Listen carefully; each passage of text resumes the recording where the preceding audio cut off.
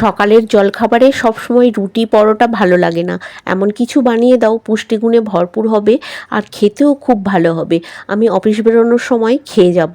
না, এ কথাগুলো আমার নয়, আমার মেয়ে বলেছিল। ওর কথা মতো আগের দিন রাতে স্প্রাউট ভিজিয়ে দিয়েছিলাম আর স্প্রাউটগুলো খুব সুন্দরভাবে ভিজে গেছিলো। স্প্রাউটের মধ্যে আদা কাঁচা লঙ্কা দিয়ে একটা পেস্ট বানিয়ে নিয়েছিলাম।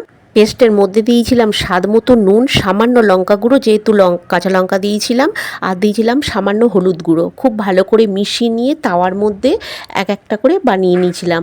মাত্র 10 মিনিটের মধ্যে জলখাবারটা বানিয়ে দিয়েছিলাম। মেয়ে তো এই স্বাস্থ্যকর সুস্বাদু জলখাবার খেয়ে তো খুব খুশি। আর খুব কম সময়ে আর খুব কম উপকরণে এই রকম জলখাবার আপনারাও বাড়িতে বানিয়ে নিতে পারেন।